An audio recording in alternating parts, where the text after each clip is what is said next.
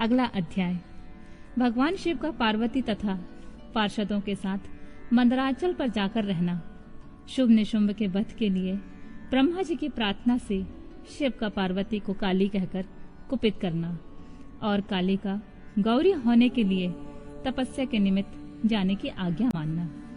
वायु देवता कहते हैं, इस प्रकार महादेव जी से ही सनातन पराशक्ति को पाकर प्रजापति ब्रह्मा मैथुनी सृष्टि करने की इच्छा लेकर स्वयं भी आधे शरीर में अद्भुत नारी और आधे शरीर में पुरुष हो गए।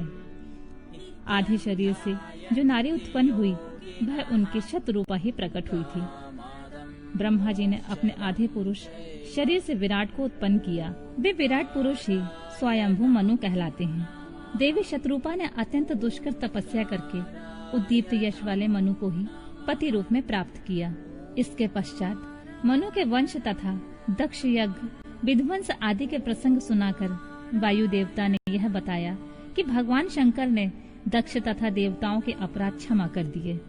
तदनंतर ऋषियों ने पूछा, प्रभु अपने गणों और देवी के साथ अंतर्ध्यान होकर भगवान शिव कहाँ गए, कहाँ रहे और क्या करके विरत हुए।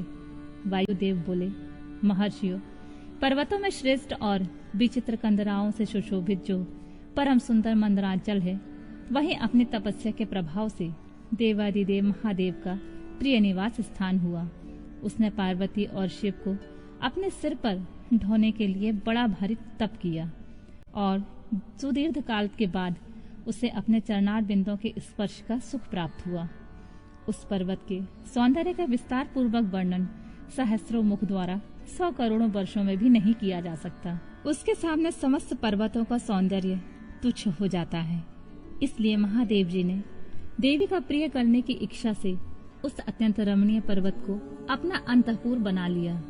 इस सर्वश्रेष्ठ पर्वत का स्मरण करके रैम आश्रम के समीप स्थित हुए अंबिका सहित भगवान त्रिलोचन वहां से अंतर्ध्यान होकर चले गए।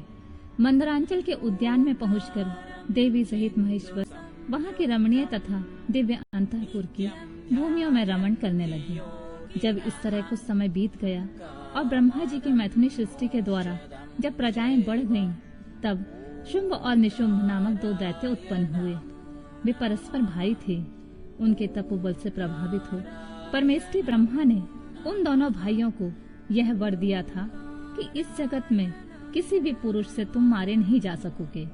उन दोनों ने ब्रह्मा जी से यह प्रार्थना की थी कि पार्वती देवी के अंश से उत्पन्न जो अयुनिजा कन्या उत्पन्न हो, जिसे पुरुष का स्पर्श तथा रति नहीं प्राप्त हुई हो तथा जो अद्भुत पराक्रम से संपन्न हो, उसके प्रति काम भाव से पीड़ित होने पर हम युद्ध में उसी के हाथों मारे जाएं। उनकी इस प्रार्थना पर ब्रह्मा जी ने तथास्तु कहकर स्वीकृति दे दी। तभी से युद्ध में इंद्र आदि देवताओं को जीतकर उन दोनों ने जगत को अनीति पूर्वक वेदों के स्वाध्याय और यज्ञ आदि से रहित कर दिया। तब ब्रह्मा ने उन दोनों के वध के लिए देवेश्वर शिव से प्रार्थना की, प्रभु आप एकांत में देवी की निंदा करके भी जैसे तैसे उन्हें क्रोध दिलाइए और उनके रूप रंग की निंदा से उत्पन्न हुई काम भाव से रहित कुमारी स्वरूपा शक्ति को निशुंभ और शुंभ के वध के लिए देवताओं को अर्पित कीजिए। ब्रह्मा जी की इस तरह प्रार्थना करने पर भगवान नील लोहित रुद्र एकांत में पार्वती की निंदा से करते हुए मुस्कुराकर बोले, तुम तो काली हो। तब सुंदर वर्ण वाली देवी पार्वती अपने श्यामल वर्ण के कारण आक्षेप सुनकर कुपित हो उठी और पति देव से मुस्कुराकर समाधान रहित वाणी में बोली, प्रभु यदि मेरे इस काले रंग पर आपका प्रेम नहीं है तो इतने दीर्घ काल से अपनी शिक्षा का आप दमन क्यों करते रहे हैं।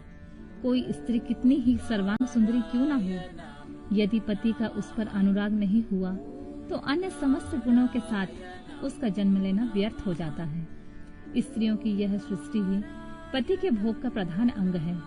यदि वह उससे वंचित हो गई तो इसका और कहाँ उपयोग हो सकता है। इसलिए आपने एकांत में जिसकी निंदा की है उस वर्ण को त्याग कर अब मैं दूसरा वर्ण ग्रहण करूंगी अथवा स्वयं ही मिट जाऊंगी। ऐसा कहकर देवी पार्वती शैया से उठकर खड़ी हो गईं और तपस्या के लिए दृढ़ निश्चय करके गद्य कंठ से जाने की आज्ञा मानने लगी। इस प्रकार प्रेम भंग होने से भयभीत हो भूतनाथ भगवान शिव स्वयं भवानी को प्रणाम करते हुए ही बोले, प्रिय, मैंने क्रीड़ा या मनोविवाद के लिए यह बात कही है। मेरे इस अभिप्राय को ना जानकर तुम कुपित क्यों हो गई? यदि तुम पर मेरा प्रेम नहीं होगा तो और किस पर हो सकता है? तुम इस जगत की माता हो और मैं पिता तथा अधिपति हूँ। फिर तुम पर मेरा प्रेम ना होना कैसे संभव हो सकता है? हम दोनों का वह प्रेम ही क्या कामदेव की प्रेरणा से हुआ है? कदापि नहीं, क्योंकि कामदेव की उत्पत्ति से पहले ही जगत की उत्पत्ति हुई है। कामदेव की सृष्टि तो मैंने साधारण लोगों की रति के लिए की है। कामदेव मुझे साधारण देवता के समान मानकर मेरा कुछ तिरस्कार करने लगा था, अतः मैंने उसे भस्म कर दिया। हम दोनों का यह लीला विहार भी जगत की रक्षा के लिए ही है, अतः उसी के लिए आज मैंने तुम्हारे प्रति यह परिहास युक्त बात कही थी। मेरे इस कथन की सत्यता तुम पर शीघ्र ही प्रकट हो जाएगी। देवी ने कहा, भगवान, पति के प्यार से वंचित होने पर जो नारी अपने प्राणों का भी परित्याग नहीं कर देती, वह कुलांगना और शुभ लक्षणा होने पर भी सत्पुरुषों द्वारा निंदित ही समझी जाती है। मेरा शरीर गौर वर्ण का नहीं है, इस बात को लेकर आपको बहुत खेद होता है। अन्यथा क्रीड़ा या परिहास में भी आपके द्वारा मुझे काली कलूटी कहा जाना कैसे संभव हो सकता था?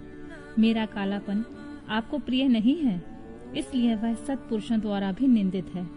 अतः तपस्या द्वारा इसका त्याग किए बिना अब मैं यहाँ नहीं रह सकती। शिव बोले, यदि अपनी श्यामता को त्याग लेकर तुम्हें इस तरह संताप हो रहा है तो इसके लिए तपस्या करने की क्या आवश्यकता है?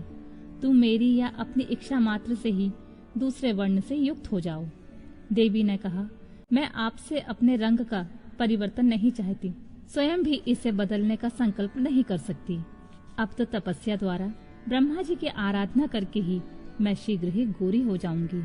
शिव बोले, महादेवी, पूर्व काल में मेरी ही कृपा से ब्रह्मा को ब्रह्म पद की प्राप्ति हुई थी, अतः तपस्या द्वारा उन्हें बुलाकर तुम क्या करोगी? देवी ने कहा, इसमें संदेह नहीं है कि ब्रह्मा आदि समस्त देवताओं को आपसे ही उत्तम पदों की प्राप्ति हुई है। तथापि आपकी आज्ञा पाकर मैं तपस्या द्वारा ब्रह्मा जी की आराधना करके ही अपना अभीष्ट सिद्ध करना चाहती हूँ। पूर्व काल में जब मैं सती के नाम से दक्ष की पुत्री हुई थी, तब तपस्या द्वारा ही मैंने आप जगदीश्वर को पति के रूप में प्राप्त किया था। इसी प्रकार आज भी तपस्या द्वारा ब्राह्मण ब्रह्मा को संतुष्ट करके मैं गोरी होना चाहती हूँ। ऐसा करने में यहाँ क्या दोष है, मुझे बताइए। महादेव जी के ऐसा कहने पर वामदेव मुस्कुराते हुए से चुप रह गए। देवताओं का कार्य सिद्ध करने की इच्छा से उन्होंने देवी को रोकने के लिए हठ नहीं किया।